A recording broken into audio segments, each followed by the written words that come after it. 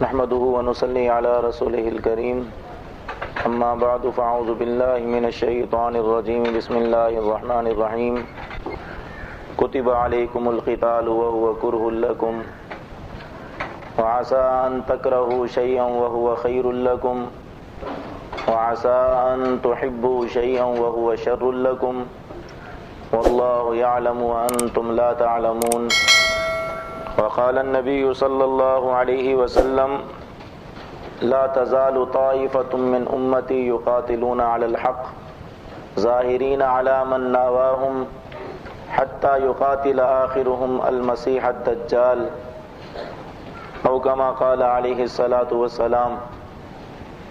میری عزت مند اور غیرت مند ماؤں، بہنوں، بیٹیوں اور محترم بزرگوں، بھائیوں اور نوجوان ساتھیوں، آج کی یہ مبارک مجلس جو رمضان المبارک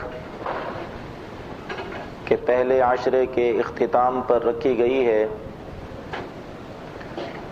میری اور آپ سب کی خوش نصیبی کا باعث ہے۔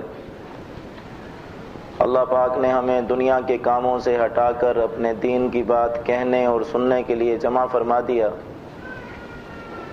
یہ اللہ پاک کی محبت کی نشانی ہے۔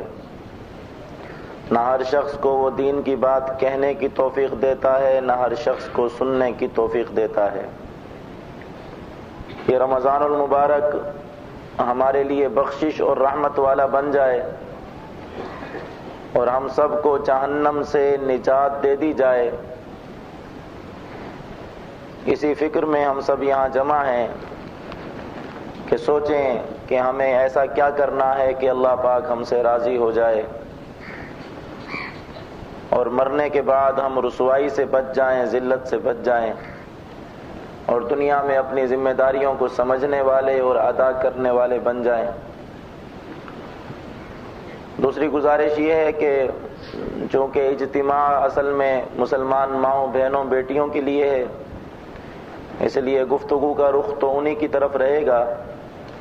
البتہ دین کی ہر بات میں مردوں کا بھی فائدہ ہے، عورتوں کا بھی فائدہ ہے، اس لیے مرد حضرات بھی ان باتوں پہ عمل کریں تو اللہ پاک انہیں بھی فائدہ نصیب فرمائے گا۔ چونکہ مردوں کے اجتماعات بکثرت ہوتے رہتے ہیں اور خواتین کے لیے بہت کم کوئی ترتیب بنتی ہے ان کے پردے کا اہتمام کر کے اور شرعی حدود کا خیال رکھتے ہوئے، اس لیے بیان میں توجہ اور رخ خواتین ہی کی اصلاح اور ان کے امور کے متعلق انشاءاللہ رہے گا۔ تیسری گزارش یہ ہے کہ میرے یہاں آنے سے پہلے اعلان ہوا کہ کھڑے ہو کر استقبال کریں، تو یہ ساتھی آپس میں محبت میں اس قسم کے اعلانات کرتے ہیں، شرعاً اس کی کوئی گنجائش نہیں ہے کہ ایک دوسرے کے لیے کھڑا ہوا جائے یا بیٹھا جائے، بلکہ اس چیز کی تمنا بھی دل میں نہیں رکھنی چاہیے کہ کوئی کسی کے استقبال کے لیے کھڑا ہو یا کوئی کسی کا اکرام کرے۔ ہم سب اللہ کے ہیں اور اللہ کے دین کے لیے ہمیں اپنی گردنیں جھکانی چاہیے، ایک دوسرے کے ساتھ محبت اور اکرام کے ساتھ پیش آنا چاہیے، لیکن اپنے دل میں اس اکرام کی خواہش اور تمنا اگر آ جائے تو وہ نقصان دہ ہے۔ حضور پاک صلی اللہ علیہ وسلم نے ارشاد فرمایا کہ جس شخص کی خواہش ہو کہ لوگ میرے لیے کھڑے ہوں تو وہ ابھی سے جہنم میں اپنا ٹھکانہ دیکھ لے۔ اللہ پاک ہم سب کی جہنم سے حفاظت فرمائیں اور ہمیں دین کی عزت کا شوق عطا فرمائیں اور اپنی عزت کے شوق سے اللہ پاک ہماری حفاظت کریں۔ باقی جلسوں کا عام رواج ہے، ساتھی محبت میں اس قسم کے اعلانات کرتے ہیں تو اس پر زیادہ سخت مواخذہ بھی ایک دوسرے سے نہیں کرنا چاہیے۔ غزوہ احد اسلامی دنیا میں ایک الگ شان رکھتا ہے، ایک الگ مزاج رکھتا ہے۔ صحابہ کرام میں سید الشہداء کا جو لقب ملا ہے وہ اسی غزوہ احد کے ایک مجاہد حضرت حمزہ رضی اللہ تعالی عنہ کو ملا۔ اسی طرح اور بہت سارے تمغے صحابہ کرام کو غزوہ احد میں نصیب ہوئے ہیں۔ حالانکہ غزوہ احد میں ظاہری طور پہ آپ کو معلوم ہے فتح نہیں ہوئی تھی، شکست ہوئی تھی، لیکن جب اللہ والے اور ایمان والے کسی بھی میدان میں اللہ کی رضا کے لیے نکل کھڑے ہوتے ہیں اور اللہ پاک کو راضی کرنے کے لیے قربانیاں دیتے ہیں تو ان کو فتح ہو یا شکست، اللہ پاک کے ہاں وہ فتح یاب ہوتے ہیں، کامیاب ہوتے ہیں۔ اللہ پاک کے ہاں کامیابی کا معیار کچھ اور ہے اور زمین پر کامیابی کا معیار کچھ اور ہے۔ اسی لیے غزوہ احد کے موقع پر یہ آیتیں نازل ہوئیں، وَلَا تَهِنُوا وَلَا تَحْزَنُوا وَأَنْتُمُ الْأَعْلَوْنَ إِن كُنتُم مُؤْمِنِينَ، کہ تم نے ایمان کے تقاضے پر سب کچھ قربان کر دیا تو تم خود ہی ایمان والے ہو، اور اللہ پاک نے ان کے غلبے کا اعلان فرمایا۔ اسی وجہ سے ہم کہتے ہیں کہ اس زمانے کے مجاہد بھی الحمدللہ فتح یاب ہیں کہ دنیا بھر کی ذلتوں کو، دنیا بھر کی عیاشیوں کو، دنیا بھر کی بے حیائیوں کو، دنیا بھر کی فحاشیوں کو، گاڑیوں کو اور اپنے گھروں کو چھوڑ کر جو بھی اس زمانے میں جہاد کے لیے نکلے گا، جو اس زمانے کے گندے ماحول کو چھوڑ کر، سینماؤں اور گلیمر کی دنیا کو چھوڑ کر جو شخص میدانوں کا رخ کرے گا، جو اپنے اونچے اونچے گھروں کو چھوڑ کر پہاڑوں کی طرف نکلے گا اللہ پاک کی رضا کے لیے، جو اس زمانے کے ٹینکوں والے کافروں سے نہیں ڈرے گا، طیارے والے کافروں سے نہیں ڈرے گا، میزائلوں والے کافروں سے نہیں ڈرے گا، ایٹم بم والے کافروں سے نہیں ڈرے گا، وہ شخص اللہ کے ہاں کامیاب ہوگا، وہ اللہ کے ہاں منصور ہوگا، وہ اللہ کے ہاں مظفر ہوگا، وہ اللہ کے ہاں غالب ہوگا، اس لیے کہ اس نے اپنا ایمان بچا لیا۔ اور جو شخص کفر کے سامنے گردن جھکائے گا اور بے حیائی کے اس ماحول میں ڈٹا رہے گا، دنیا کی غلاظت کماتا رہے گا اور اللہ کے لیے کوئی قربانی نہیں دے گا، وہ شخص جتنے مزے کر لے اللہ کے ہاں ناکام ہے، ذلیل ہے، رسوا ہے۔ یہ معیار ہے۔ غزوہ احد کے موقع پر ایک مسلمان خاتون کے گھر سے 3 آدمی جا رہے ہیں، 3 آدمی شہید جا رہے ہیں، 3 غازی جا رہے ہیں۔ حضرت ہندہ رضی اللہ تعالی عنہ، ان کے خامند کا نام عمرو بن الجموح رضی اللہ تعالی عنہ تھا، بہت صاحب وجاہت، صاحب عزت، اپنے علاقے کے ملک اور جرگے کے سردار اور سب کچھ تھے۔ زمانہ جاہلیت میں بتوں کے لیے سلامی دیتے تھے، لوگوں کی بتوں پر دعوت کرتے تھے، جانور ذبح کرتے تھے۔ جب مسلمان ہوئے تو سخاوت میں اور اضافہ ہو گیا۔ حضور پاک صلی اللہ علیہ وسلم کا جب کوئی نکاح ہوتا تھا اس کے ولیمے کا انتظام حضرت عمرو بن الجموح فرماتے تھے۔ ہندا کا خاوند اتنا اونچا آدمی، لیکن ایک ٹانگ میں لنگڑا پن تھا، لنگڑا کے چلتے تھے۔ ہندا کے 4 بیٹے تھے اور چاروں شیروں کی طرح لڑنے والے جوان اور بہادر، اور ان میں سب سے زیادہ بہادر بیٹے کا نام خلاد تھا۔ اور ہندا کا بھائی اللہ کا بہت اونچا ولی حضرت عبداللہ رضی اللہ تعالی عنہ، جو مشہور صحابی اور حدیث کے راوی جابر بن عبداللہ رضی اللہ تعالی عنہ کے والد ہیں، اور جن کے بارے میں ترمذی کی روایت ہے کہ حضور پاک صلی اللہ علیہ وسلم نے حضرت جابر سے فرمایا کہ اللہ جس سے بھی بات کرتا ہے پردے کے پیچھے سے کرتا ہے، لیکن تمہارے والد جب شہید ہو کے اللہ کے پاس پہنچے تو اللہ نے اس سے آمنے سامنے بات فرمائی ہے اور بیچ میں سے اپنا پردہ ہٹا دیا۔ یہ عبداللہ اپنی 6 جوان بیٹیاں چھوڑ کر میدان کی طرف نکلے تھے۔ باپ کہہ رہا تھا میں جاؤں گا، بیٹا کہتا تھا میں جاؤں گا۔ تو حضرت عبداللہ نے اپنے بیٹے کو کہا کہ تم اپنی بہنوں کو گھر میں سنبھالو، اس دفعہ مجھے جانے دو، مجھے کچھ جنت کی خوشبو محسوس ہو رہی ہے۔ تشریف لے گئے۔ ہندا کا بھائی عبداللہ میدان جنگ میں تینوں شہید ہو گئے۔ عمرو بن جموح بھی شہید ہو گئے۔ عمرو بن جموح جب جانے لگے تو لوگوں نے کہا کہ آپ ایک ٹانگ سے معذور ہیں، لنگڑے ہیں، آپ کے 4 جوان بیٹے میدان میں لڑنے جا رہے ہیں، آپ کے سالے بھی جا رہے ہیں، آپ تشریف نہ لے جائیں۔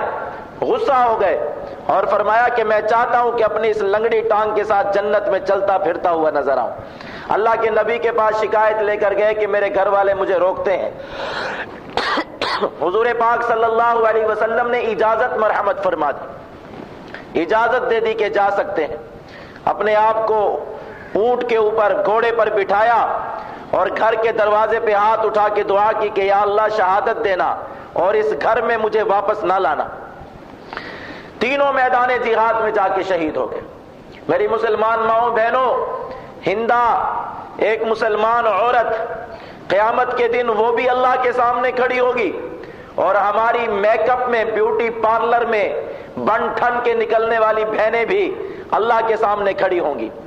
ہندا بھی قبر میں دفن ہو گئی، اور اس زمانے کی زیورات اور کپڑوں کے جوڑے گننے والی اور ٹیلی ویژن کے سامنے بیٹھ کے گانا سنتے ہوئے اپنے بچوں کو دودھ پلانے والی عورت بھی قبر میں دفن ہو جائے گی۔ ہندا بھی اللہ کے حضور چلی گئی، اور اس زمانے کی عورتیں جنہوں نے اپنے گھر میں کیبل نیٹ ورک لگائے ہوئے ہیں، جو اپنے خاوند کو داڑھی رکھتا دیکھ کر ان کا دل گھبرانے لگتا ہے کہ میری سہیلیاں مجھے کیا کہیں گی کہ تمہارا خاوند تو ملا بن گیا، طالبان ہو گیا، وہ عورتیں بھی اللہ کے سامنے پیش ہوں گی۔ دنیا میں نہ ہندا باقی رہی اور نہ اس زمانے کی عورتیں، لیکن دیکھنا ہوگا کہ کامیاب کون رہا اور ناکام کون رہا۔ حضرت ہندا نے اپنے تینوں کی لاشیں اٹھائیں اور اونٹ کے اوپر ڈلوائیں۔ خاوند کی لاش عمرو بن جموح رضی اللہ تعالی عنہ، جوان بیٹے خلاد کی لاش رضی اللہ تعالی عنہ، اور اپنے اللہ کے بہت اونچے مقرب انسان اپنے بھائی حضرت عبداللہ کی لاش، تینوں کی لاشیں اونٹ کے اوپر ڈال کے مدینہ کی طرف آ رہی ہیں۔ حضرت عائشہ صدیقہ رضی اللہ تعالی عنہ جو خود غزوہ احد میں شریک رہی ہیں اور غزوہ احد میں زخمیوں کو پانی پلاتی رہیں اور جو بیمار تھے ان کی تیمارداری فرماتی رہیں، مسلمانوں کا حوصلہ بڑھاتی رہیں، مدینہ کی طرف سے احد کی طرف آ رہی تھی۔ رستے میں انہوں نے دیکھا کہ ہندا آ رہی ہے اور اونٹ پیچھے پیچھے آ رہا ہے، اونٹ کے اوپر کپڑا تھا، لاشیں نظر نہیں آ رہی تھی۔ ہندا سے پوچھا کہ ہندا کیا حالات ہیں غزوہ احد کے اندر؟ اگر اس زمانے کی کوئی عورت ہوتی تو رونا روتی، گلے لگ کے چیخنا شروع کر دیتی، اپنے دکھ بیان کرتی، اپنی قربانی کا تذکرہ کرتی، مگر ہندا مسلمان عورت تھی، ہندا قرآن کو پڑھنے والی عورت تھی، ہندا اپنے رب کو ماننے والی عورت تھی، ہندا کو قبر بھی یاد تھی، آخرت بھی یاد تھی، دین کی بھی سمجھ تھی، ایمان کی بھی سمجھ تھی، اسے پتا تھا یہ دنیا کتنی فانی ہے اور آخرت کتنی باقی ہے، اسے پتا تھا کہ دینی مزاج کیا ہوتا ہے، دینی شناخت کیا ہوتی ہے۔ اما عائشہ پوچھتی ہے کہ ہندا میدان جنگ کا کیا حال ہے؟ کہا جہاں تک حضور پاک صلی اللہ علیہ وسلم کا تعلق ہے تو اللہ کے نبی تو بالکل خیریت سے ہیں، اور سنو جب اللہ کے نبی خیریت سے ہوں تو پھر ہر مصیبت بہت چھوٹی ہے، اور اللہ پاک نے چند مسلمانوں کو شہادت نصیب فرما دی ہے۔ بتایا نہیں کہ میرا بیٹا، میرا بھائی اور میرا خاوند بھی ان میں ہے، بس کہا چند مسلمانوں کو اللہ نے شہادت نصیب فرما دی۔ کتنی صبر والی خاتون ہے۔ اونٹ نے آگے چلنے سے انکار کر دیا، مدینہ کی طرف جاتا نہیں ہے۔ حضور پاک صلی اللہ علیہ وسلم کے سامنے مسئلہ پیش ہو گیا کہ ہندا اپنے خاوند، بھائی اور اپنے بیٹے کے مبارک جسم لے کر جانا چاہتی ہے، اونٹ نہیں چلتا، کوئی دعا فرما دے۔ فرمایا اس اونٹ کو یہی حکم ہے اللہ کی طرف سے، اس لیے کہ یہاں جو لوگ شہید ہوئے ان کو یہیں دفن ہونا ہے۔ اور حضرت عمرو بن الجموح کی دعا تھی کہ یا اللہ مجھے گھر واپس لے کے مت جانا۔ اللہ پاک شہداء کی دعائیں ان کی شہادت کے بعد بھی قبول فرماتا ہے۔ چنانچہ اونٹ کو روک دیا، اب اونٹ چلتا نہیں ہے، اور حضرت ہندا اپنے تینوں کو وہاں پر دفن فرماتی ہیں۔ آج تینوں آرام فرما رہے ہیں، اور شہداء احد کا جو مقام ہے وہ کسی عالم سے، کسی دیندار سے مخفی نہیں۔ یہ غزوہ احد کا واقعہ ہے۔ اسی غزوہ احد کے موقع پہ ایک اور واقعہ ہوا، بہت عجیب واقعہ۔ حضور پاک صلی اللہ علیہ وسلم اپنے صحابہ کو لے کر جب احد کی طرف جا رہے تھے تو آپ نے حضرت ابو خیثمہ رضی اللہ تعالی عنہ سے فرمایا، اے ابو خیثمہ کوئی ایسا رستہ دیکھو جو دشمن تک جلدی پہنچا دے ہمیں۔ تو حضرت ابو خیثمہ نے کہا کہ رستے میں بنو حارثہ کے باغات آتے ہیں، تو بنو حارثہ کے ان باغات کے اندر سے ہم گزر کر جائیں گے۔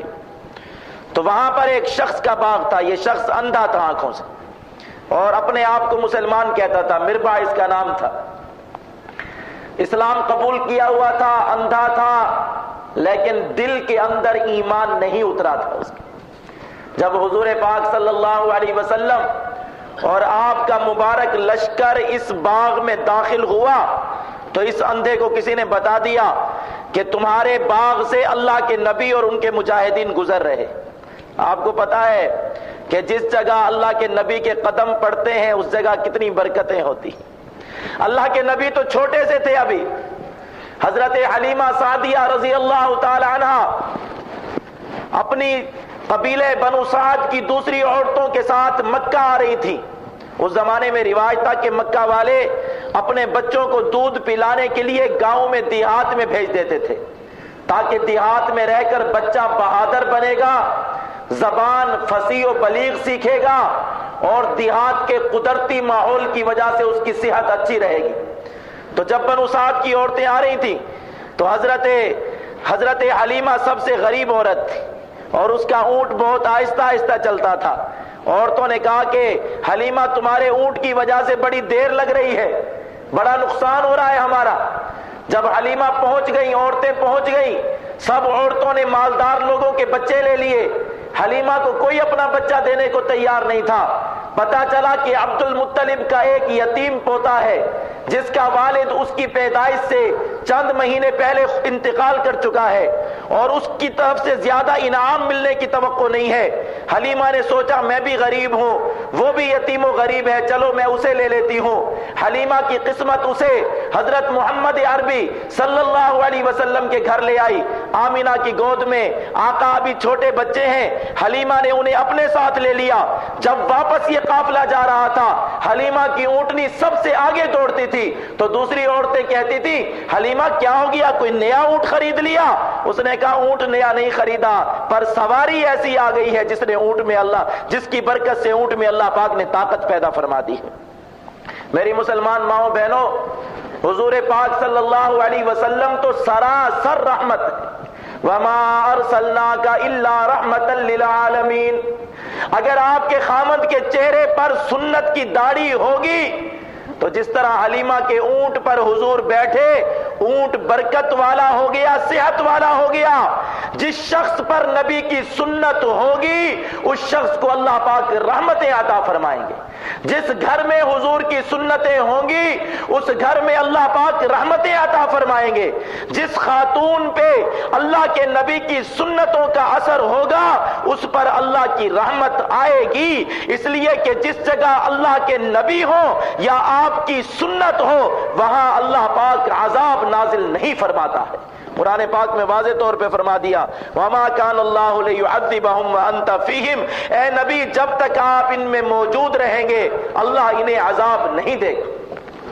تو اللہ کے نبی کا لشکر جب اس باغ میں سے گزر رہا تھا تو آپ کو پتا ہے خوش ہونا چاہیے تھا اس شخص کو، لیکن وہ منافق تھا، دل کا اندھا تھا، اور دل کا اندھا منافق کبھی جہاد کا حامی نہیں ہو سکتا، کبھی جہاد کا موافق نہیں ہو سکتا، بلکہ جہاد کا دشمن ہوگا۔ اس لیے قرآن پاک نے اعلان کیا ہے وَإِذَا أُنزِلَتْ سُورَةٌ مُحْكَمَةٌ وَذُكِرَ فِيهَا الْقِتَالُ، جب آسمان سے کوئی سورت نازل ہوتی ہے اور اس سورت میں قتال و جہاد کا تذکرہ ہوتا ہے، اللہ کے رستے میں لڑنے کی بات ہوتی ہے، رَأَيْتَ الَّذِينَ فِي قُلُوبِهِم مَّرَضٌ يَنظُرُونَ إِلَيْكَ نَظَرَ الْمَغْشِيِّ عَلَيْهِ مِنَ الْمَوْتِ فَأَوْلَىٰ لَهُمْ، تو وہ لوگ جن کے دلوں میں نفاق کا مرض ہے ان کے چہروں پر ایسی نحوست چھا جاتی ہے جس طرح موت کی بے ہوشی ان کے چہروں پہ آ گئی ہو۔ منافق کی نشانی ہے جہاد کا نام سن کے اس کے چہرے پہ غصہ، کوئی جہاد، فوراً جہاد کے خلاف، فوراً قتال کے خلاف۔ اور منافق کی نشانی ہے کہ جب وہ مجاہد کو دیکھے گا حسد کی آگ میں چلے گا اور غصے کی وجہ سے اس کا دل پھٹے گا کہ میں اس مجاہد کو کیا نقصان پہنچا سکتا ہوں، وہ میں فوراً پہنچا دوں۔ مربا کو پتا چلا اندھے کو کہ آقا صلی اللہ علیہ وسلم اور آپ کا لشکر میرے باغ میں سے گزر رہا ہے۔ اب کسی جگہ سے گزرنے میں کسی کا کوئی نقصان ہوتا ہے بھلا؟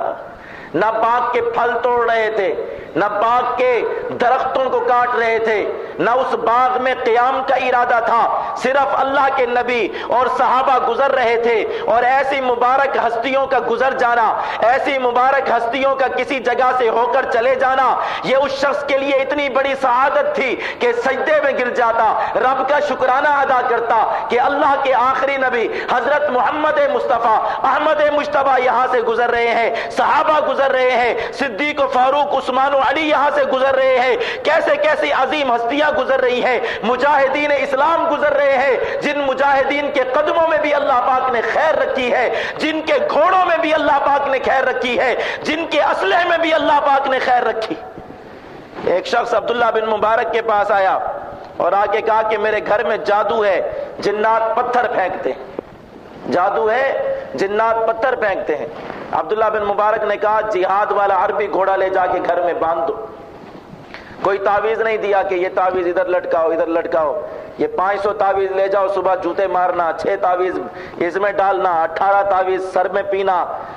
آج مسلمان کو اتنے تعویذ بندھے ہوتے ہیں، دور سے نظر آتا ہے کہ جیسے کوئی ہل چلانے والا بیل آ رہا ہے اور گلے میں گھنٹیاں بندھی ہوئی۔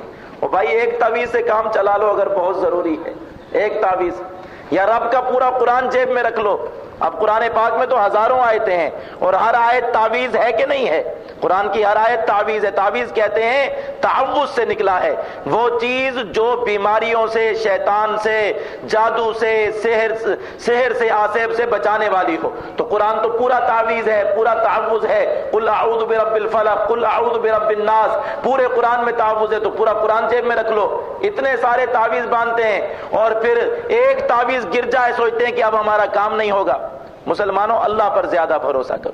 میں تعویذ سے منع نہیں کرتا، بڑے بڑے علماء دیتے ہیں، بزرگ دیتے ہیں، لیکن 1 2 3 اب 4 4 8 8 20 20 25 25۔ تو حضرت عبداللہ بن مبارک رحمت اللہ علیہ نے کہا کہ جہاد کا گھوڑا گھر میں جا کے باندھو، کسی جن کی ہمت نہیں ہے کہ وہ تمہارے گھر میں داخل ہو سکے۔ جہاد کا گھوڑا باندھا گیا تو بعد میں پتھر گرنا بند ہو گئے، گھر سے سارے جنات بھاگ گئے۔ ان سے پوچھا یہ علاج آپ نے کہاں سے سیکھا ہے؟ کہا قرآن پاک کی آیت سے سیکھا ہے۔ وَأَعِدُّوا لَهُم مَّا اسْتَطَعْتُم مِّن قُوَّةٍ وَمِن رِّبَاطِ الْخَيْلِ تُرْهِبُونَ بِهِ عَدُوَّ اللَّهِ وَعَدُوَّكُمْ وَآخَرِينَ مِن دُونِهِمْ لَا تَعْلَمُونَهُمْ اللَّهُ يَعْلَمُهُمْ۔ مجاہدین کے جہاد کے گھوڑے باندھو، تیر اندازی سیکھو، فائرنگ سیکھو، شوٹنگ سیکھو۔ جب تم گھوڑے باندھو گے تو اللہ کے دشمنوں کے دلوں پر رعب پڑے گا، اور ان لوگوں پر بھی رعب پڑے گا جن کو تم نہیں جانتے ہو۔ تو عبداللہ بن مبارک نے فرمایا اس سے شیاطین الجن مراد ہیں کہ جب مجاہد جہاد کی تیاری کرتا ہے یا جہاد کا سامان رکھتا ہے یا جہاد کا گھوڑا پالتا ہے تو اس کی وجہ سے دنیا کے شیطانوں، بش، ٹونی بلیئر اور ان تمام پر بھی رعب پڑتا ہے، اور جو جنات کے شیاطین ہوتے ہیں، ان کے جو بڑے بڑے سرغنے ہوتے ہیں، ان پر بھی رعب پڑتا ہے۔ چنانچہ جس گھر میں جہاد کا سامان ہوگا، جہاد کی مٹی ہوگی، اس گھر میں جنات، شیاطین الجن داخل نہیں ہو سکتے ہیں۔ یہ عبداللہ بن مبارک جیسے محدث و فقیہ کا علاج تھا۔ اس لیے کئی لوگوں کے بارے میں آتا ہے کہ وہ جب جہاد پہ تشریف لے جاتے تھے تو اپنا سامان اور بستر واپس آ کے گھر میں جھاڑتے تھے، اس لیے کہ اس مٹی کے بارے میں حضور پاک صلی اللہ علیہ وسلم نے فرمایا کہ جس شخص کے پاؤں پر یا جس کی ناک میں جہاد کی مٹی لگ گئی، اللہ پاک اس پر جہنم کا دھواں حرام فرما دیں گے۔ یہ بشارت آ گئی تھی اس کے اندر۔ تو اس اندھے کو خوش ہونا چاہیے تھا کہ حضور پاک صلی اللہ علیہ وسلم اور آپ کے جہادی ساتھی اور گھوڑے میرے باغ میں سے داخل ہو رہے ہیں، لیکن منافق تھا۔ منافق کبھی جہاد سے محبت نہیں کر سکتا۔ منافق کی نشانی ہے جہاد کا دشمن ہوگا، مجاہد سے حسد کرے گا، مجاہد کی ایک ایک چیز سے جلے گا، گھبرائے گا، پریشان گھبرائے گا، پریشان ہے یہ گاڑی کہاں سے آ گئی اس مجاہد کی، اب مر رہا ہے، کھا رہا ہے، اپنے بازو نچوڑ رہا ہے، پریشان ہو رہا ہے۔ وہ گاڑی والا تو گیا، یہ بیچارہ اس کے اندر ایک تندور لگ گیا، اب آگ جل رہی ہے اس کے اندر سے، فلاں جگہ مجاہدین نے فتح کر لی تو اس کے چہرے کا رنگ اڑ جاتا۔ قرآن نے واضح کیا ہے کہ منافق کبھی جہاد سے محبت نہیں کر سکتا اور مومن کبھی جہاد سے نفرت نہیں کر سکتا۔ منافق کبھی مجاہد سے پیار نہیں کر سکتا ہے اور مومن کبھی مجاہد کو نظر انداز نہیں کر سکتا ہے۔ نظر انداز نہیں کی۔ ایسا ظالم تھا، فوراً چیخ چیخ کے کہنے لگا محمد میرے باغ سے نکلو، نعوذ باللہ من ذلک، اور کہا اگر تم اللہ کے رسول بھی ہو تب بھی میں تمہیں اجازت نہیں دوں گا کہ تم میرے باغ کے اندر سے گزر کے جاؤ، میں تمہیں اجازت نہیں دے سکتا کسی بھی طرح۔ پھر اس کے بعد مٹی اٹھا کے صحابہ کو پھینکنے لگا اندھا، نعوذ باللہ من ذلک، مٹی اٹھا کے پھینکنے۔ پھر اسی پر اس کا دل قابو میں نہیں آیا، منافق تھا نا، اور منافق کو مجاہد پر بڑا غصہ ہوتا ہے، اس لیے کہ نفاق کی دنیا کو توڑتا ہے تو مجاہد توڑتا ہے، شیطان کی دنیا کو توڑتا ہے تو مجاہد توڑتا ہے۔ ایک پیالے کے اندر مٹی بھری، اندھا تھا، نظر نہیں آتا تھا، کہتا تھا محمد اگر مجھے پتا چلے نا تم کس طرف ہو اور مٹی تمہارے منہ پر گرے گی تو یہ مٹی میں پھینک دیتا اس طرف تمہارے اوپر۔ حضور پاک صلی اللہ علیہ وسلم، صحابہ کو بڑا غصہ آیا۔ حضرت سعید رضی اللہ تعالیٰ عنہ آگے بڑھے اور اپنی تیر کمان اس کے سر پہ ماری، اندھے کا سر پھاڑ دیا۔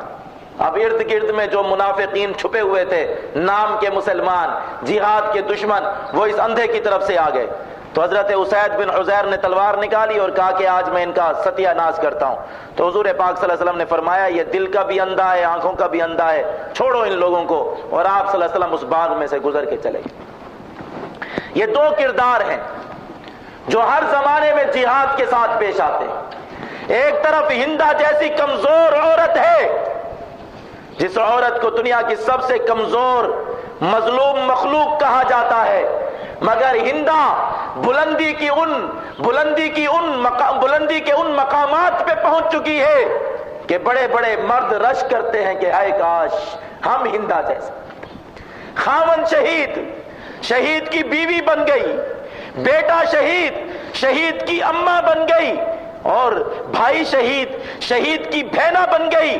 زبان پہ کوئی شکوہ نہیں، زبان پہ کوئی شکایت نہیں، اور دل خوشی سے لبریز ہے کہ میرے آقا سلامت ہیں، حضرت محمد صلی اللہ علیہ وسلم سلامت ہے، آقا زندہ ہے، مجھے کوئی غم نہیں ہے۔ ہندا کے خامد نے ایک دن تو ویسے مر ہی جانا تھا، ہر عورت کا خامد ایک دن مر جاتا ہے، ہندا کا بیٹا بھی مر ہی جاتا کسی ایکسیڈنٹ میں یا کسی بیماری میں، ہندا کا بھائی بھی مر جاتا۔ یہ تینوں چیزیں ہندا نے اپنی زندگی میں کھونی تھی، لیکن اللہ کے لیے قربانی دے کر اس نے کتنا اونچا مقام پا لیا۔ آج جو سورہ فاتحہ پڑھے گا اس میں بھی ہندا کا تذکرہ انعمت علیہم کی صورت میں اسے کہنا پڑے گا، اہدنا الصراط المستقیم، یا اللہ مجھے سیدھے رستے پر چلا۔ مرد بھی پڑھتے ہیں، عورتیں بھی پڑھتی ہیں۔ سیدھا رستہ کون سا رستہ ہے؟ صراط الذین انعمت علیہم، یا اللہ ان لوگوں کا رستہ جن پر تو نے انعام فرمایا۔ یہ کون لوگ ہیں جن کا تذکرہ ہر عالم کو کرنا پڑتا ہے، ہر مسلمان عورت کو کرنا پڑتا ہے، نماز کی ہر رکعت میں کرنا پڑتا ہے۔ سورہ نساء میں فرمایا اولئک الذین انعم اللہ علیہم من النبیین والصدیقین والشہداء والصالحین، جو ان چار میں داخل ہو جائے گا، یا نبی ہوگا، یا صدیق ہوگا، یا شہید ہوگا، یا صالح ہوگا، تو وہ انعمت علیہم ہوگا۔ ہر شخص کو نماز میں اس کا تذکرہ کرنا پڑے گا، ہر شخص کو اس کی اتباع کی دعا مانگنی پڑے گی۔ ہندا صدیقین میں شامل ہو گئی، صدیقات میں شامل ہو گئی، اس لیے کہ جو رب کے لیے اتنی قربانی دے گا، جو رب کے لیے اتنا اونچا مقام پائے گا، اس سے بڑا کون ہو سکتا ہے؟ اور اس نے اپنے گھر والوں کو شہداء میں شامل کر لیا، خود صالحین میں شامل ہو گئی۔ آج جو بھی تلاوت کرے گا اسے ہندا کا نام سورہ فاتحہ میں لینا پڑے گا۔ اور پھر جب اتحیات میں بیٹھو گے وعلی عباد اللہ الصالحین، یا اللہ سلامتی ہو تیرے نیک بندوں پر، اس میں بھی ہندا کا تذکرہ آ گیا۔ اور وہ اندھا جس نے نہ اپنی جان دی نہ اپنا مال دیا، مالدار شخص تھا، باغ کا مالک تھا، مدینہ میں اس کا اتنا بڑا باغ تھا بنو حارثہ میں، اس نے اپنا کوئی بیٹا جہاد میں نہیں بھیجا، اس نے اپنا کوئی بھائی جہاد میں نہیں بھیجا۔ کیا وہ اندھا آج زندہ ہے؟ وہ بھی مر گیا۔ اس کے بھائی بھی مر گئے ہوں گے، اس کے بچے بھی مر گئے ہوں گے، اس کا باغ بھی اجڑ گیا ہوگا، صرف مجاہدین اس کے باغ میں سے گزر رہے تھے، مجاہدین اس کے باغ میں سے جا رہے تھے، اسے نفرت ہوئی، اس نے مٹی اٹھائی، نفاق میں آ گیا۔ آج قرآن میں جب بھی منافق کا تذکرہ آئے گا اس اندھے کا تذکرہ بھی ہوگا، اور وہ اندھا غیر المغضوب علیہم ولا الضالین میں آ گیا کہ یا اللہ ہمیں ان لوگوں کے راستے پہ نہ چلا جن پہ تیرا غضب نازل ہوا اور جو گمراہ ہو گئے۔ تھوڑی سی دیر جہاد اور مجاہدین کا ساتھ دے کر ایک عورت اتنے اونچے مقام پر پہنچ گئی، اتنے اونچے مقام پر، اتنے اونچے مقام پر۔ اور یاد رکھنا، قربانی دینے والے، رب کے لیے ہمت کرنے والے، رب کے لیے اپنا جان مال لٹانے والے ایسے ہی مقامات پایا کرتے ہیں۔ ضرب اللہ مثلا للذین آمنوا امرأۃ فرعون، اللہ پاک ایمان والوں کی مثال پیش کرتا ہے تو کسی مرد کو سامنے نہیں لاتا۔ ہماری مسلمان عورت کہتی ہے آج کہ میں کروں کیا، میں تو کمزور ہوں، میرا خاوند نہیں مانتا، میرا بیٹا نہیں مانتا، میری برادری نہیں مانتی۔ دیکھو تو صحیح، تمہارا خاوند فرعون سے زیادہ ظالم تو نہیں ہو سکتا، تمہارا ماحول فرعون کے ماحول سے زیادہ گندا تو نہیں ہو سکتا، اور تمہارے قدموں میں اتنا مال و دولت تو نہیں آ سکتا جتنا مال و دولت فرعون کی بیوی کے قدموں میں تھا۔ لیکن فرعون کی بیوی ایمان پر رہی، اور اللہ پاک نے قرآن میں جب ایمان کی مثال پیش فرمائی تو ایک عورت کے ذریعے سے مثال کو پیش فرمایا ہے۔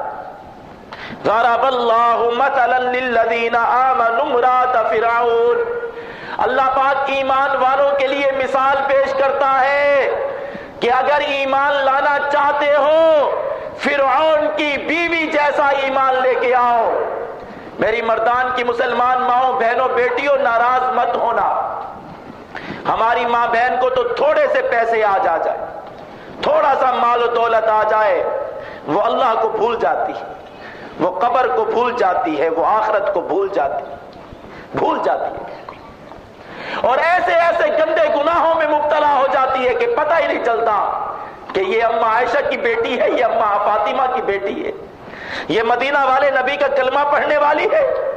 سب سے پہلے گھر میں ٹی وی آئے گا، پھر وی سی آر آئے گا، پھر بیوٹی پارلر کے چکر لگیں گے، پھر پردہ ختم ہو جائے گا، پھر شادی کی ناجائز رسومات شروع ہو جائیں گی۔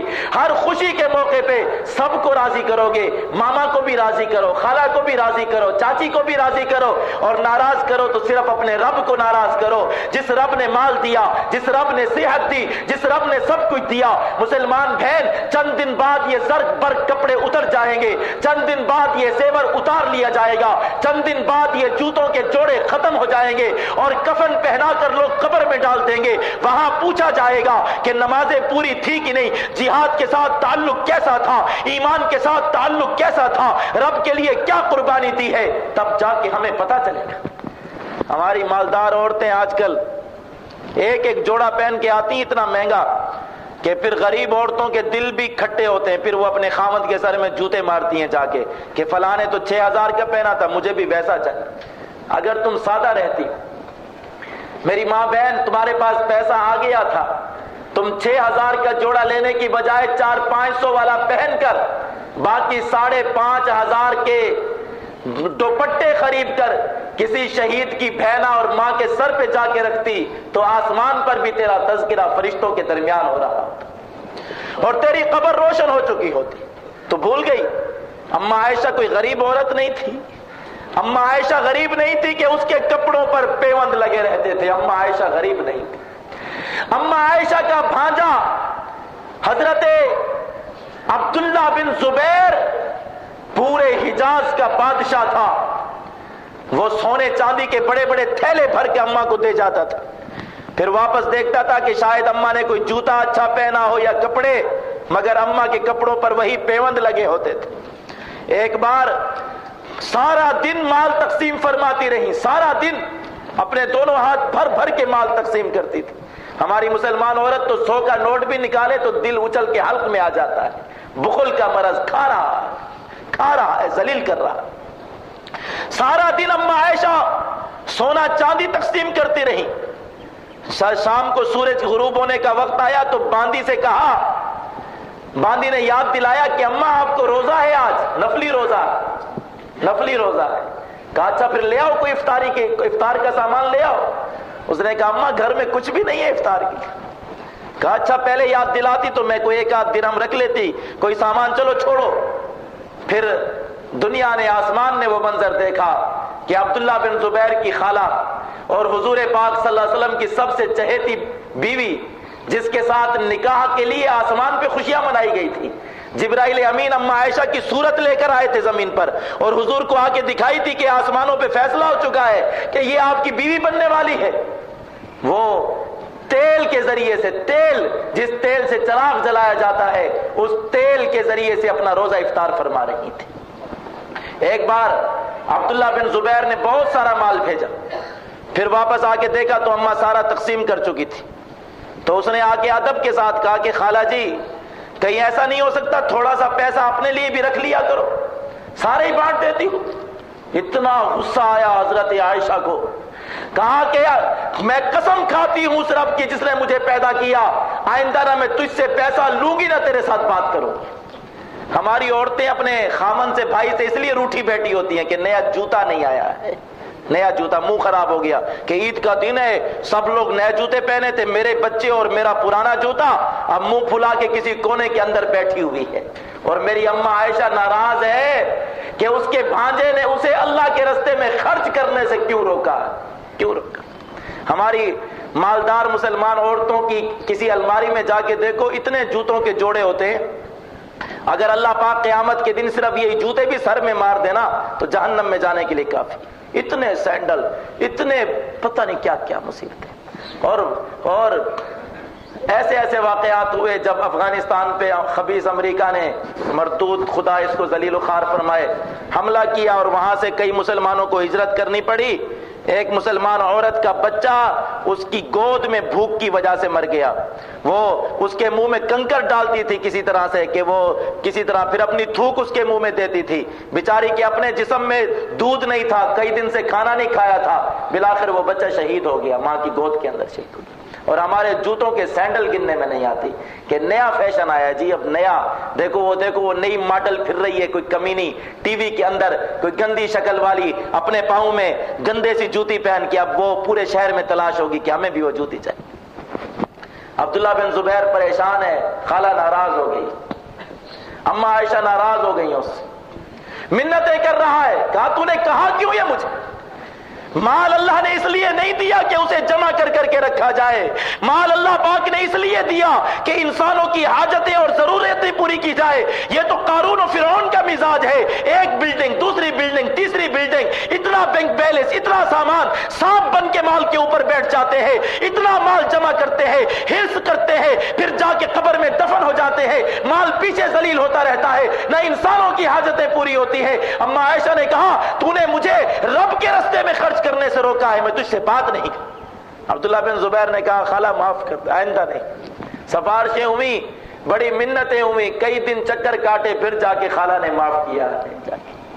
وہ اماں عائشہ بھی دنیا سے چلی گئی، اور ہماری کروڑوں پتی، لاکھوں پتی، ہزاروں پتی بہن جو تکیے کے نیچے بھی پیسے، جوتوں کے اندر بھی پیسے، الماریوں کی درزوں کے اندر بھی پیسے، پھر زمین دفن کر کے بھی پیسے، یہ بھی چلی جائے گی۔ دنیا میں کسی نے نہیں رہنا ہے، زمین نے جس کو بھی اپنے اوپر جگہ دی ہے زمین اسے ضرور کھائے گی ایک دفعہ۔ جس نے بھی زمین کے اوپر آرام کیا ہے زمین اسے اپنے اندر لے گی، اور پھر حساب دیکھا جائے گا کہ کس نے کیا کیا، کس نے کیا کیا، کس نے کیا کمایا، کس نے کیا کمایا۔ ایک وہ عورتیں تھی، اماں عائشہ بیٹھی ہیں، ان کے ساتھ ایک اور زوجہ مطہرہ بیٹھی ہے، حضرت عبداللہ بن ام مکتوم آ گئے، اللہ کے نبی نے کہا تم دونوں پردے میں چلی جاؤ، کہا یا رسول اللہ وہ نابینا ہے، دیکھ نہیں سکتا ہے، فرمایا تم تو اندھی نہیں ہو، تم تو اسے دیکھ رہی ہو۔ ہماری مسلمان عورتیں آج کتنا غیر مردوں کو دیکھتی ہیں ٹی وی کے اوپر، دنیا کا ہر کمینہ انسان ہمارے گھر میں آ سکتا ہے. بش چاہے وہ بھی ٹی وی میں بیٹھ کے ہمارے گھر میں آ جائے, بلیئر چاہے وہ بھی آ جائے, ہالی ووڈ کے فنکار چاہیں وہ بھی آ جائیں, بالی ووڈ کے غلیظ انسان چاہیں وہ بھی. نعوذ باللہ. ہماری مسلمان بہنیں جو پہلے صبح شام قرآن پڑھ کے بچوں کو دودھ پلاتی تھی, تو ان کے بچے ایسے ہوتے تھے جو دنیا کی بڑی بڑی فوجوں کو شکست دے دیا کرتے تھے, جو میدانوں میں نکل کر کافروں کی گردنیں توڑ دیا کرتے تھے. آج وہی مسلمان بچے, مسلمان عورت اپنی گود میں بچوں کو لے کر گانا سنتی ہے. حالانکہ جو عورت گانا سنے گی قیامت کے دن اس کے کان میں اللہ پاک لوہا اور سیسا پگھلا کے ڈالے گا. اس کا بچہ کتنا خراب نکلتا ہے, باہر نکل کے گلے میں لاکٹ ڈالتا ہے, پھر مسلمان عورتوں کے پیچھے جاتا ہے, سیٹیاں بجاتا ہے, نعوذ باللہ من ذالک, جا کے گندے گندے کام کرتا ہے. کل تک مسلمان عورت ٹھیک تھی, تیرے ہاں طارق بن زیاد پیدا ہو رہا تھا, کل تک تو ٹھیک تھی, تیرے گھر میں صلاح الدین ایوبی جنم لے رہا تھا, کل تک تو ٹھیک تھی, تیرے بطن سے امام بخاری جیسا شخص نکل رہا تھا, کل تک تو اللہ والی تھی, تیرے ہاں سے نور الدین زنگی جنم لے رہا تھا اور میدانوں میں نکل کر رب کی عظمت کے جھنڈے بلند کر رہا تھا. پر جب تو خراب ہو گئی, تجھ سے ایسے مسلمان پیدا ہو گئے جو امریکہ کے جوتے صاف کرتے ہیں, جو جا کے برطانیہ کے سامنے گردن جھکاتے ہیں, جو انڈیا کو اپنا خدا مانتے ہیں, جو ہندوؤں سے یاریاں کرتے ہیں, جو کافروں سے لڑنا ناجائز سمجھتے ہیں, اپنے مسلمانوں کو مارنا جائز سمجھتے ہیں, جو کافروں کے لیے اسلحہ اٹھاتے ہیں, جو کافروں کے ایجنٹ بنتے ہیں, جو دنیا کمانے کی خاطر مسلمانوں کو قتل کرتے ہیں, مسلمانوں کو مارتے ہیں, مسلمانوں کو نشے کا عادی بناتے ہیں, مسلمانوں کو سود کھلاتے ہیں. مسلمان بہن, اگر تو ٹھیک ہو جائے تو تیرے ہاں سے وہ بچے نکلیں گے, تیرے ہاں سے وہ بچے وجود پائیں گے, تیرے گھر سے وہ جرنیل نکلیں گے جو اسلام کو عظمت دلائیں گے, بابری مسجد کو واپس لیں گے, مسجد اقصی کو آزاد کرائیں گے, مسلمان بہنا کے دوپٹے کی حفاظت کریں گے. لیکن اگر تو بھی عیاش بن گئی, تو بھی بے حیا بن گئی, تو بھی بے پردہ بن گئی, مسلمان ماں, مسلمان بیٹی, اسلام کا مستقبل تجھ سے وابستہ ہے. اگر تو بے حیا بن گئی, اگر تو بخیل بن گئی, اگر تو بے نمازی بن گئی, اگر تو غلطیاں کرنے والی بن گئی, تیرے گھر سے وہ نکلیں گے جو امریکہ کے سامنے جا کے سجدے کریں گے اور اپنے مسلمان اٹھا اٹھا کے کافروں کے حوالے کریں گے. آسمان وہ منظر دیکھے گا. فیصلہ تیرے ہاتھ میں ہے. زندگی بہت تھوڑی ہے, زندگی کا ہر دن رات بنتا جا رہا ہے اور ہر رات ختم ہوتی جا رہی ہے. وقت بہت تھوڑا ہے. ابھی مسلمانوں کو اور خصوصی طور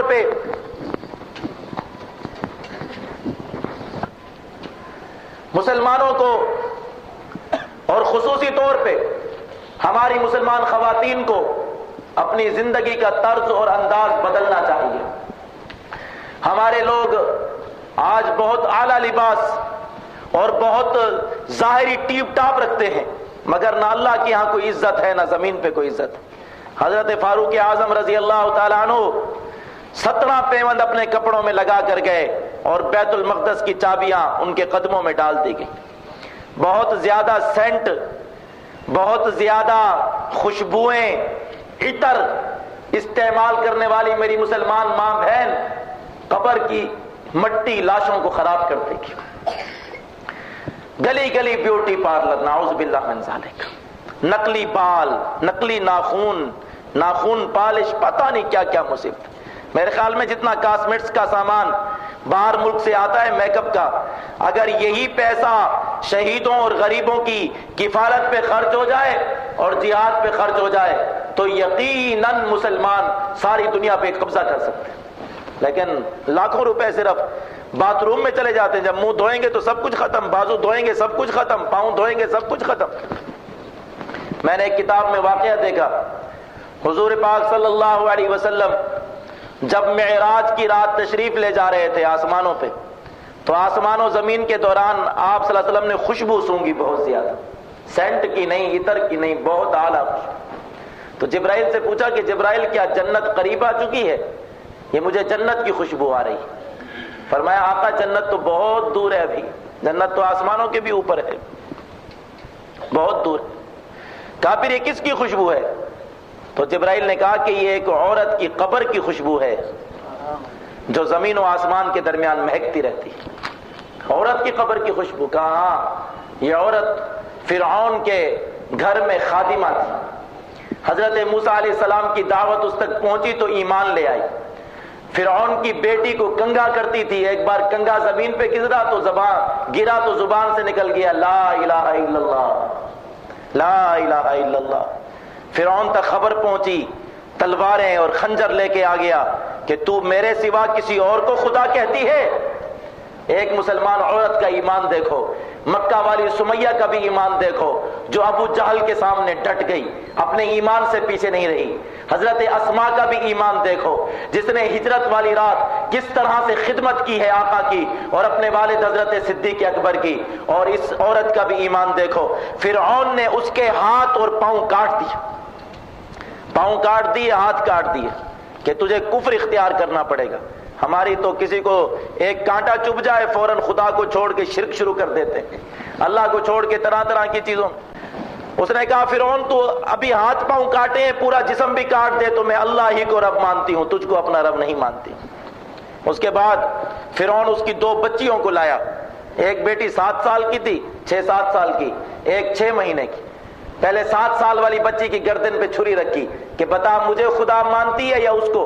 اس نے کہا اللہ کو، وہ بچی ذبح ہو گئی۔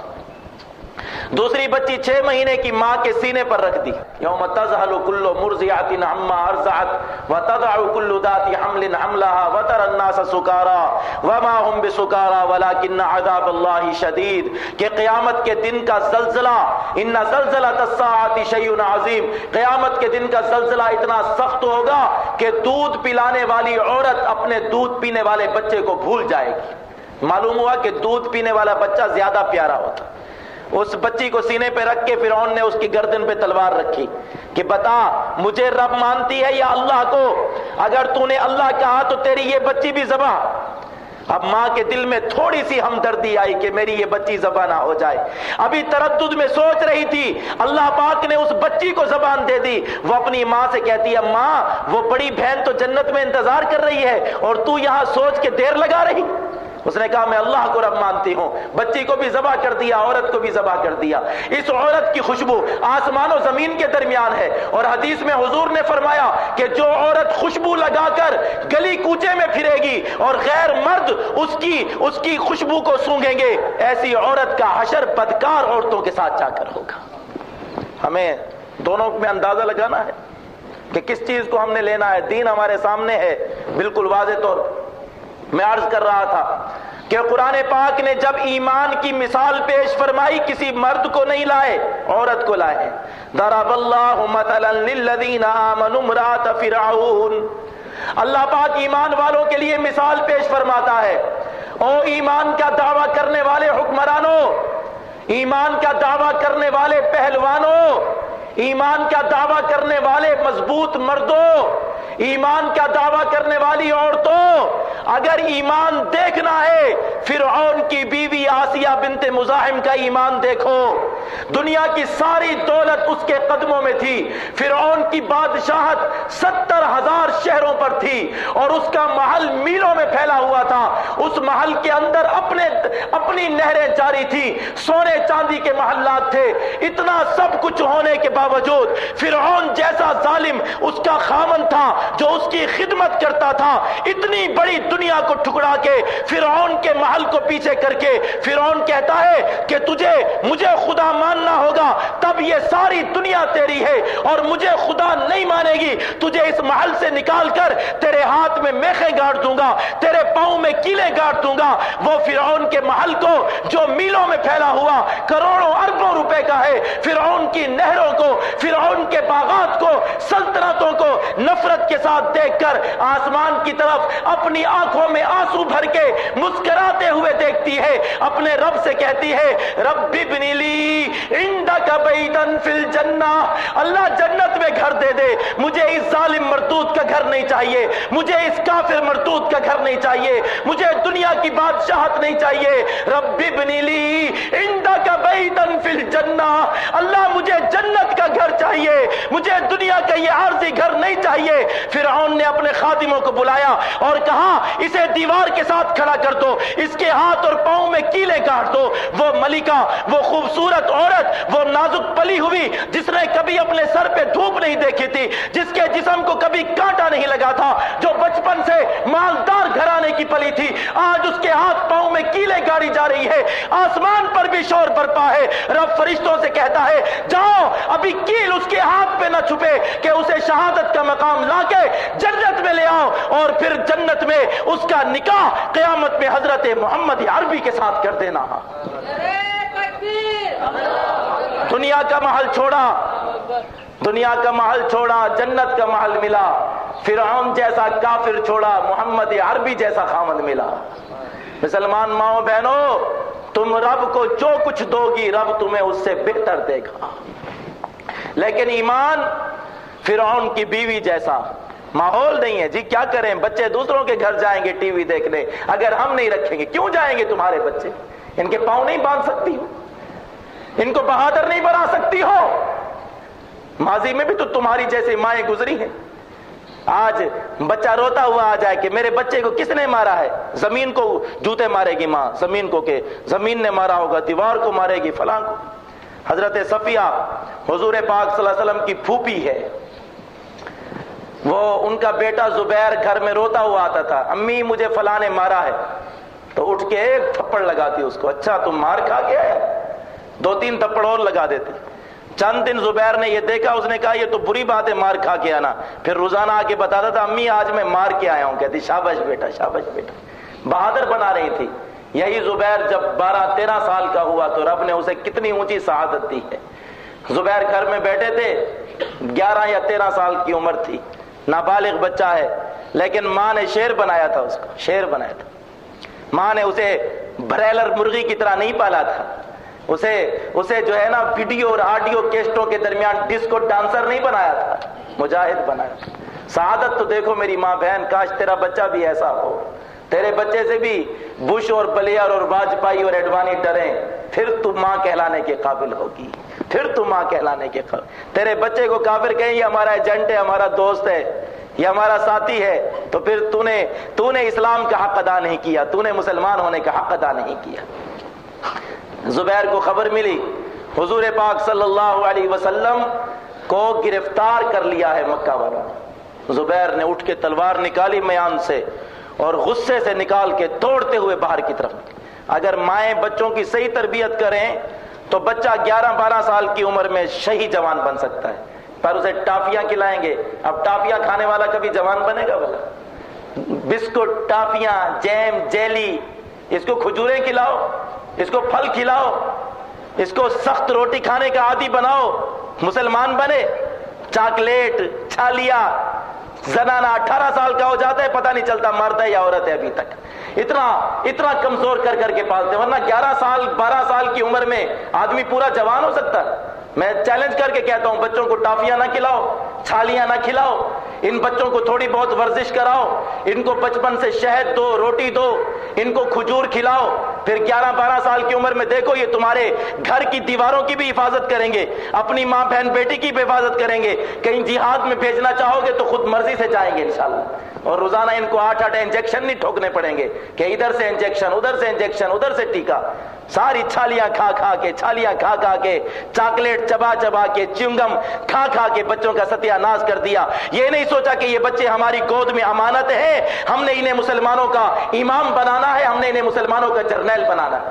حضرت زبیر 11 سال کا بچہ جوانی میں تلوار اٹھا کے غصے سے باہر دوڑتے ہیں۔ رستے میں حضور پاک آ رہے تھے، زبیر اتنے غصے میں کہاں جا رہے ہو؟ آقا میں نے سنا کہ آپ کو گرفتار کیا ہے، شہید کر دیا ہے، میں اس لیے نکلا تھا۔ کہا اگر خبر سچی ہوتی تو کیا کرتے؟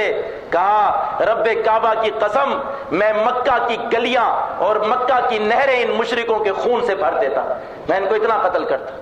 حضور ابھی سن ہی رہے تھے کہ چہرے کے اوپر پسینہ آیا، جبرائیل امین آسمان سے آئے، کہا جبرائیل نے آ کے سلام کیا اور کہا کہ اللہ پاک زبیر کو سلام کہہ رہے ہیں، اللہ پاک زبیر کو سلام کہہ رہے ہیں، اور فرما رہے ہیں کہ زبیر کو بشارت دے دیجئے کہ قیامت تک جو شخص اسلام کے لیے تلوار اٹھائے گا اس کے اجر میں یہ زبیر بھی شریک ہو جائے گا۔ یہ صفیہ کی تربیت تھی، وہی صفیہ کہ جب غزوہ خندق کے موقع پر مسلمانوں نے عورتوں کو ایک جگہ رکھا اور خود خندق کھودنے چلے گئے تو منافق اور یہودی کہنے لگے کہ ان کی عورتوں پہ حملہ کرتے ہیں، ان کی عورتوں پہ حملہ کرتے ہیں، جب پیچھے سے عورتوں پہ حملہ ہوگا تو آگے سے آئیں گے، ذلیل ہو جائیں گے۔ ایک یہودی ادھر سے ایک منافق ادھر سے. حضرت صفیہ نے کہا مسلمان عورتوں سے کہ یہ کیا، ان کافروں کی یہ ہمت ہے؟ اور اس کے بعد خیمے کی چوب اکھاڑ کے ایک کافر کے سر میں ماری، وہ گر گیا تو خنجر سے اس کی گردن کاٹ کے باہر پھینک دی. جب ایک کی گردن گئی انہوں نے کہا کہ مسلمان بڑے دھوکے باز ہیں، لگتا ہے یہاں بھی اپنے کچھ مرد چھپا کے گئے. ان کو پتا نہیں تھا مردوں کی ماں بیٹھی ہوئی ہے، اور مردوں کی ماں مردوں سے بھی زیادہ بہادر ہوتی ہے. اس وجہ سے تو اللہ پاک قرآن میں فرعون کی بیوی کا ایمان ذکر فرما رہے ہیں. مسلمان عورت ایسی ہوتی. یہ فتوح شام میں لکھا ہوا ہے کہ ایک دفعہ حضرت خالد رضی اللہ تعالی عنہ، حضرت زرار اور یہ سارے چلے گئے لڑنے کے لیے، تو کافروں نے دیکھا پیچھے ان کی عورتیں اکیلی ہیں. انہوں نے آ کے چاروں طرف سے عورتوں کو گھیر لیا.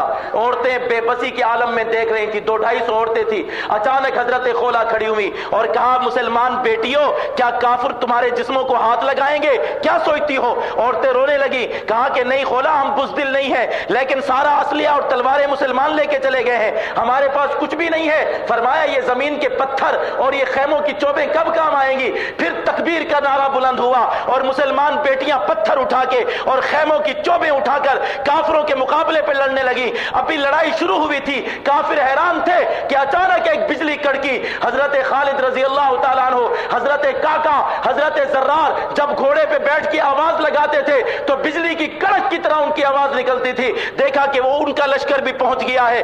پیچھے سے مسلمان مردوں نے، اندر سے مسلمان عورتوں نے گھیر کر ان کافروں کو زمین کے برابر کر دیا جو ہماری مسلمان بہنوں پہ ہاتھ اٹھانے کے لیے آئے تھے. ایک بھی زندہ نہیں بچ کے گیا ان سے، ایک بھی زندہ نہیں بچ کے گیا. مسلمان ماں تو سب کچھ کر سکتی ہے. اگر فرعون کی بیوی نے سب کچھ کر لیا تو کسی کا ماحول فرعون کے ماحول سے زیادہ سخت نہیں ہو سکتا ہے. کسی کے پاس پیسہ فرعون کی بیوی سے زیادہ نہیں ہو سکتا ہے. اگر وہ ملکہ بن کے بھی مسلمان تھی تو بھی مسلمان بن سکتی، تو بھی ایمان والی بن سکتی ہے. اللہ پاک ہم سب کو سمجھ نصیب فرمائے. میرا تو ارادہ تھا کہ مزید مفصل بیان کروں گا، ہمارا پشاور میں بھی پروگرام ہے اور وہاں 4 بجے تک پہنچنا بھی ہے، اس لیے بہت معذرت کے ساتھ انہی الفاظ پہ اکتفا کرتا ہوں. اللہ پاک ہمیں حضرت ہندہ کے طریقے پہ چلائے، حضرت آسیہ کے طریقے پر چلائے. مسلمان ماؤں بہنوں کو اللہ پاک اچھے طریقے پہ اسلام لانے کی توفیق عطا فرمائے، اور ہمیں ان اندھے منافقوں کے طریقوں سے بچائے جو جہاد اور مجاہدین سے نفرت کرتے تھے. وآخر دعوانا الحمدللہ رب العالمین.